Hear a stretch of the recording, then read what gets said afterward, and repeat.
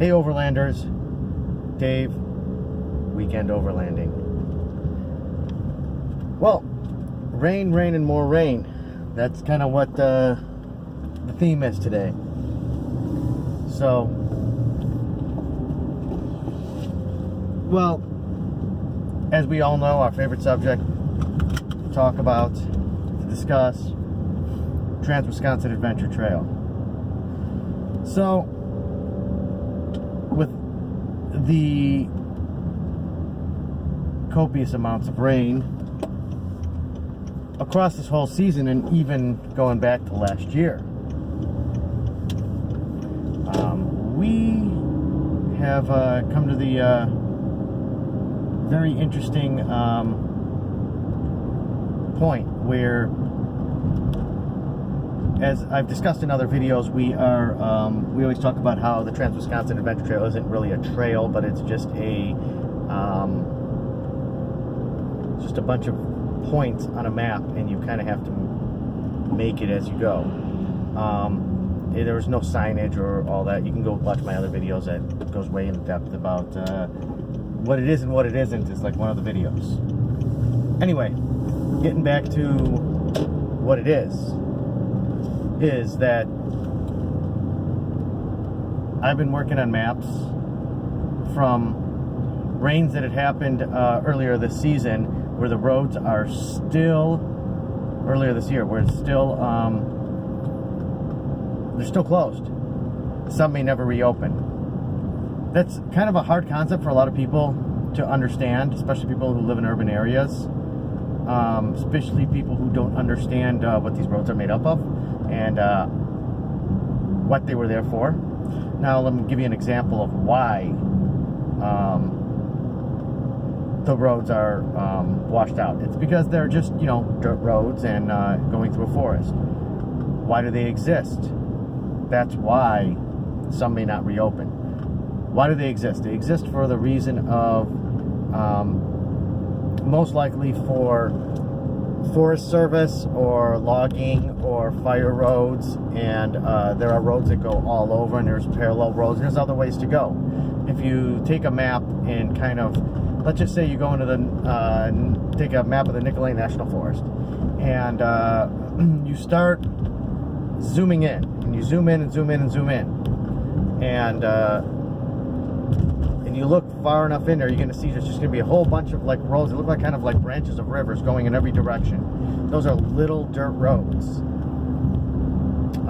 They're all numbered, and they're, as you go north, the number gets higher, if I remember correctly. So, these roads, they exist for no reason sometimes. We use them. Overlanders use them. ATV riders, dual sport guys, we all use it, and we enjoy it. And it's for our enjoyment. But first thing we have to understand is just driving on the roads, that's free. So we're not technically contributing to the upkeep of these roads. And when this road that may not need to exist ends up being flooded out to the point where it's washed away, and there's no longer a reason to go in there and repair that road. There's nothing down there. It just kind of goes in a little path and goes back to a main road, and there's no houses on there, and there's no reason for it. They'll just let that go. They'll just close that road off, and it's done. If the Trans-Wisconsin happened to be following the route as we know it, happens to go down that road, and that road is closed now, well, you're not going that way anymore. So now that goes back to my discussion of the ever-evolving Trans-Wisconsin. So with the rains early in the year and throughout the summer, we've had the northern areas, far northeastern parts of Wisconsin and going into the UP, have had, and a lot of people, if you're not aware, go look at, the destruction that had happened in the UP, and a lot of that Iron Country area that's still needs help. So if you can, look into it, see if you can help. That's always a plus. Going from there is the rains that have just happened. And the rains that just happened as in like, end of August here. There's been some rains in what a lot of us call the driftless area. The driftless area being the southwest part of Wisconsin, coming from, let's say, the border of Wisconsin and the southern border of Illinois. The southern border of Wisconsin with Illinois, northern border, obviously. So, like from the Galena area out to Madison. As far east as Madison, and as far north is where the 90-94 splits. That boundary right there is considered the driftless area. The driftless area because when the glaciers came through, that was an area that kind of the glacier had not engulfed, and or not engulfed the same way. And what had happened is we have hills, rolling hills, cliffs. It's a beautiful area. So that area in itself has had issues. The rainfall has gotten to the point where there are some road closures. Obviously, when the DOT and other entities are going to repair roads or make them passable, they're going to follow a priority list. So obviously it'll be like state routes, highways and state routes and 2 lanes and this and that. And honestly, when you get down to the bottom, it could be years before they repair it, or they just might not, going back to the discussion I mentioned earlier. So, some of the guys in weekend overlanding, some are getting together this weekend, starting maybe today or tomorrow. Today is a Thursday. And they're going to be driving up, but they're going to skip that whole section, because right now that whole section from Galena to, let's say, Sparta, there's so many closed roads, it doesn't make any sense. I mean, you almost can't follow current maps at all. So starting north from there, there'll tend to not be any major closures that we know of, and until you get over to the national forest areas, like Nicolay and all that. Those areas, we have known closures. So the interesting part about that is I have maps of known closures, and it's easy because the U.S. Forest Service takes care of that whole Nicolay National Forest area. So as that's going on, they submit out a map of the whole area. Here's where the problem lies. Small roads that are county or even town-run roads that we pass along that route,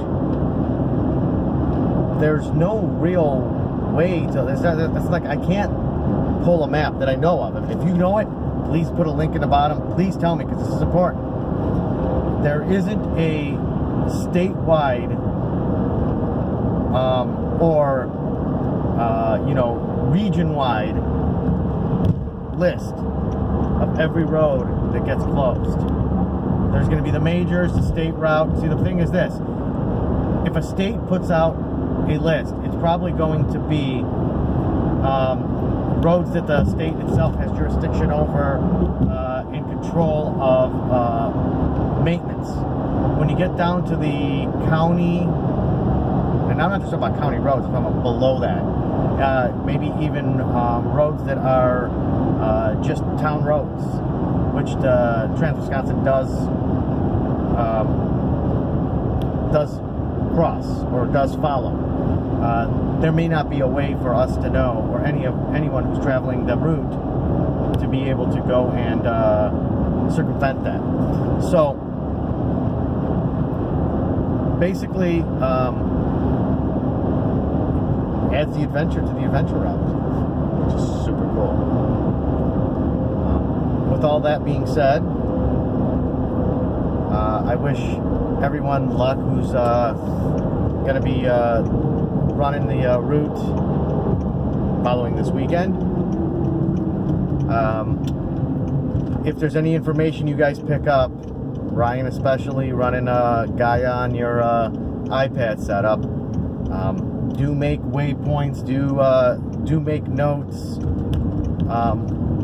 when you notice things, because you know the greatest thing about that is part of the evolution of the maps is being able to make edits and to find other paths, and maybe we can even find things that are even cooler.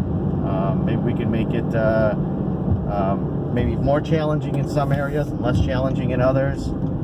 So everybody, have yourself a good weekend. Remember, like my videos, comment below,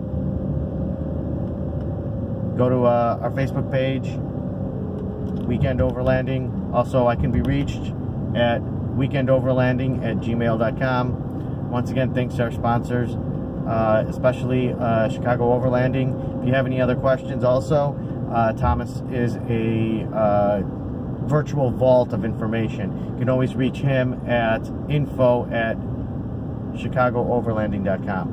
Anyway, have yourself a great weekend. I know it's only Thursday, but I don't know if I'm putting a video together until after the weekend. So, once again, thanks for watching my videos. Feel free to share. Talk to everybody soon.